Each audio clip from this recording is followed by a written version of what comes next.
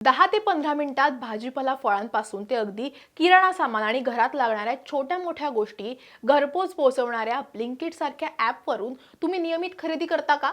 मग ही बातमी तुमच्यासाठी अत्यंत महत्त्वाची आहे. महाराष्ट्राच्या अन्न आणि औषध प्रशासनानं म्हणजेच एफडीएनं नियम मोडणाऱ्या आणि ग्राहकांच्या आरोग्याशी खेळणाऱ्या ई कॉमर्स आणि क्विक कॉमर्स कंपन्यांविरोधात मोठी मोहीम उघडली आहे. मुंबईतील मालाड भागात असलेल्या ब्लिंकिटच्या गोदामावर कारवाई करत त्यांचा परवाना निलंबित करण्यात आलाय.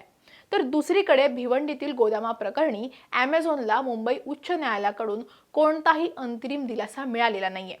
एफडीएनं केलेली कारवाई, अमेझॉन कंपनीच्या मुंबई उच्च न्यायालयाच्या सुनावणीत नेमकं काय घडलंय आणि ह्या कंपन्यांवरती नेमके काय आरोप आहेत तेच या व्हिडिओच्या माध्यमातून समजून घेऊयात. नमस्कार, मी कोमल आचरेकर आणि तुम्ही पाहत आहात Maharashtra times online. Quick commerce क्षेत्रातील नामांकित कंपनी ब्लिंकिटवर एफडीएनं कारवाई केली आहे. मुंबईतील मालाड पश्चिमेकडे असलेल्या ब्लिंकिटच्या डार्क स्टोअर म्हणजेच गोदामावरती एफडीएच्या अधिकाऱ्यांनी अचानक धाड टाकली. या कारवाई दरम्यान जे चित्र समोर आलं ते अत्यंत धक्कादायक होतं. 7 ऑगस्टला अन्न सुरक्षा अधिकाऱ्यांनी केलेल्या तपासणीमध्ये या आस्थापनेत अस्वच्छता आढळली. या ब्लिंकिटच्या गोदामात अत्यंत अस्वच्छता होती. खाद्यपदार्थ ठेवलेल्या ठिकाणी झुरळांचा सुळसुळाट होता. कांदा, टोमॅटो, भाज्या जिथे ठेवल्या होत्या तिथे झुरळांचा मोठ्या प्रमाणात वावर होता. ज्या रॅकवर अन्नाचे डबे आणि पाकिटं ठेवली होती ते रॅक पूर्णपणे गंजलेले होते. अनेक अन्नपदार्थांचं पॅकेजिंग हे फाटलेलं आणि खराब झालेलं सुद्धा आढळलं. अन्न सुरक्षेच्या नियमांनुसार खाद्यपदार्थ हे जमिनीवर थेट ठेवता येत नाहीत. मात्र या गोदामात अन्नपदार्थ थेट जमिनीवर अस्ताव्यस्त अवस्थेत ठेवलेले होते. कोल्ड स्टोरेज सुद्धा व्यवस्थित नसल्याचं दिसून आलं. पनीर, चीज, बटर, फ्रोझन फूड, आईस्क्रीम अशा गोष्टी कोल्ड स्टोरेजमध्ये ठेवणं आवश्यक असतं. मात्र ब्लिंकिटच्या गोदामात या गोष्टी बाहेरच अस्ताव्यस्त अवस्थेत पडलेल्या दिसल्या. मुदतबाह्य म्हणजे एक्सपायर्ड झालेले, छेडछाड झालेले पॅकेजिंग, अन्नपदार्थांचा साठा हा इथे आढळून आलेला आहे. मुदतबाह्य झालेल्या सामानाची योग्य विल्हेवाट देखील लावली नसल्याचं या गोदामामध्ये दिसून आलेलं आहे. अन्नपदार्थ साठवणूक आणि हाताळणीच्या ठिकाणी कीटक आणि उंदीर नियंत्रणासाठी प्रभावी उपाययोजना नसल्याचं सुद्धा तपासणीत स्पष्ट झालंय. कचरा व्यवस्थापनात सुद्धा त्रुटी, स्वच्छता आणि देखभालीचा अभाव, तसंच अन्न हाताळणाऱ्या कर्मचाऱ्यांच्या वैद्यकीय तपासणी आणि आरोग्यविषयक नोंदी उपलब्ध नसल्याचं सुद्धा समोर आलेलं आहे.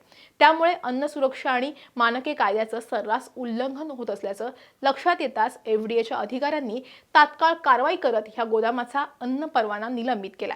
जोपर्यंत ह्या त्रुटी सुधारल्या जात नाहीत आणि स्वच्छतेचे निकष हे पूर्ण केले जात नाहीत तोपर्यंत ब्लिंकिटचं हे स्टोअर सुरू करता येणार नाहीये. आता वळूयात दुसऱ्या मोठ्या कारवाईकडे, जी थेट ई कॉमर्स क्षेत्रातील दिग्गज कंपनी अमेझॉनशी संबंधित आहे.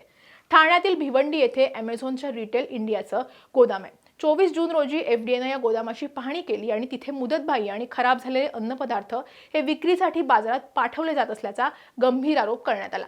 यानंतर एफडीएनं या गोदामाचा परवाना निलंबित करून पुढे तो रद्द केला. या निर्णयाविरोधात अमेझॉननं मुंबई उच्च न्यायालयामध्ये धाव घेतली होती आणि ह्या कारवाईला स्थगिती मिळवण्यासाठी अंतरिम दिलासा मागितला होता.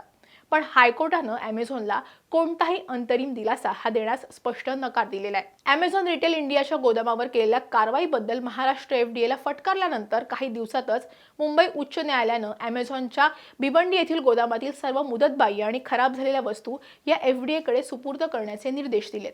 अमेझॉननं दाखल केलेल्या याचिकेवर प्रतिज्ञापत्राद्वारे उत्तर देण्याचे निर्देशही प्रभारी मुख्य न्यायमूर्ती रवींद्र घुगे आणि गौतम अखंड यांच्या खंडपीठानं एफडीएला दिलेत. अमेझॉनच्या भिवंडी, ठाणे येथील गोदामाचा परवाना निलंबित करण्याच्या एफडीएच्या निर्णयाला कंपनीनं उच्च न्यायालयामध्ये आव्हान दिलं. मात्र अमेझॉनच्या भिवंडी गोदामातील सर्व एक्सपायर्ड आणि खराब झालेल्या वस्तूंची यादी तयार करून त्या एफडीए अधिकाऱ्यांच्या स्वाधीन करण्याचे निर्देश न्यायालयानं दिलेले आहेत. या खराब वस्तूंची विल्हेवाट ही कायद्यानुसार आणि शास्त्रोक्त पद्धतीनंच लावली जाईल. या संपूर्ण विल्हेवाटीचा खर्च हा अमेझॉन कंपनीलाच करावा लागेल असं सुद्धा न्यायालयानं स्पष्ट केलंय. या प्रकरणात एफडीएला 27 ऑगस्टपर्यंत आपलं प्रतिज्ञापत्र सादर करण्याचे सुद्धा निर्देश देण्यात आलेले आहेत. ही कारवाई केवळ 2 कंपन्यांपुरता मर्यादित नाही, तर ही संपूर्ण ई कॉमर्स आणि क्विक कॉमर्स क्षेत्रासाठी एक मोठा इशाऱ्याची घंटा आहे. क्विक कॉमर्स, ब्लिंकिट, झेप्टो किंवा इन्स्टामार्ट सारख्या कंपन्या ह्या शहरात जागोजागी स्वतःचे डार्क स्टोअर म्हणजेच छोटी गोदामं उभारतात. कमी वेळात डिलिव्हरी करण्याच्या घाईत अनेकदा या गोदामांमधील स्वच्छता, अन्नपदार्थांचं तापमान आणि दर्जा ह्याकडे दुर्लक्ष होतंय. अमेझॉन किंवा फ्लिपकार्ट सारख्या कंपन्यांकडे प्रचंड मोठी मध्यवर्ती गोदाम असतात. इथं कोट्यवधी रुपयांचा माल हा साठवला जातो. अनेकदा माल जास्त काळ साठवून राहिल्यानं तो मुदतबाह्य होतो. हा मुदतबाह्य म्हणजे एक्सपायर्ड झालेला माल सिस्टीममधून बाहेर काढण्यात होणाऱ्या निष्काळजीपणामुळे तो थेट ग्राहकांपर्यंत पोहोचण्याचा धोका असतो. एफडीएचं मुख्य काम हे नागरिकांना सुरक्षित आणि दर्जेदार अन्न आणि औषधं मिळतील याची खात्री करणं हे आहे. गेल्या काही वर्षात ऑनलाईन खरेदीचं प्रमाण हे प्रचंड वाढले. दुकानात जाऊन सामान घेताना ग्राहक वस्तूची मुदत आणि पॅकिंग तपासू शकतो, परंतु ऑनलाईन खरेदी करताना ग्राहक संपूर्णपणे कंपनीवरती आणि डिलिव्हरी सिस्टीमवरती विश्वास ठेवतो. अशा वेळी जर कंपन्या ह्या अस्वच्छ गोदामांमध्ये अन्न साठवत असतील किंवा मग मुदतबाह्य अन्नपदार्थ विकत असतील तर तो ग्राहकांच्या आरोग्याशी आणि विश्वासाशी थेट खेळ आहे. एफडीएचे IAS अधिकारी तुकाराम मुंढे यांच्या नेतृत्वाखाली आणि प्रशासकीय यंत्रणेकडून अशा ई-कॉमर्स दिग्गजांवर झालेली ही कारवाई ही संदेश देते की कंपनी कितीही मोठी असो, कायद्यापेक्षा आणि नागरिकांच्या आरोग्यापेक्षा ती मोठी असू शकत नाही. प्रशासन एका बाजूला आपलं काम करतंय तरी सुद्धा एक सजग ग्राहक म्हणून आपण स्वतः सुद्धा काही गोष्टींची काळजी घेणं हे अत्यंत गरजेचं आहे. ऑनलाईन आलेलं खाद्यपदार्थाचं पाकिट किंवा बॉक्स हा फाटलेला, गंजलेला किंवा सील उघडलेला नाही ना हे ताबडतोब तपासा. पॅकेटवरील निर्मितीची तारीख म्हणजे मॅन्युफॅक्चरिंग डेट आणि वापरण्याची अंतिम मुदत म्हणजे बेस्ट बिफोर किंवा एक्सपायरी डेट नेहमीच तपासून वापर करा. जर तुम्हाला मिळालेला पदार्थ खराब असेल किंवा पॅकिंग अयोग्य असेल तर ॲपवर रिफंड मागण्यासोबतच एफडीएच्या टोल फ्री क्रमांकावर किंवा पोर्टलवरती तक्रार नोंदवा. 10 मिनिटात मिळणाऱ्या वस्तूपेक्षा ती वस्तू सुरक्षित आणि स्वच्छ वातावरणातून आली आहे का ह्याला जरा प्राधान्य द्या. थोडक्यात सांगायचं तर तंत्रज्ञान आणि ऑनलाईन सेवांनी आपलं जीवन सोपं केलं असलं तरी सुद्धा सुरक्षेचे नियम हे प्रत्येकाला पाळावेच लागतील. ब्लिंकिट आणि Amazonवरील ह्या कारवाईमुळे आता इतर सर्व ई-कॉमर्स कंपन्यांनी सुद्धा आपल्या गोदामांमधली स्वच्छता आणि मालाचा दर्जा सुधारण्यासाठी कठोर पावलं उचलावी लागतील. ऑनलाईन ॲप्सवरून मागवण्यात येणाऱ्या अन्नपदार्थांच्या दर्जाबाबतचं तुमचा काही वाईट अनुभव आहे का? किंवा मग एफडीएच्या या कारवाईविषयी तुम्हाला काय वाटतं? तुमच्या प्रतिक्रिया आम्हाला कमेंटमध्ये नक्की कळवा.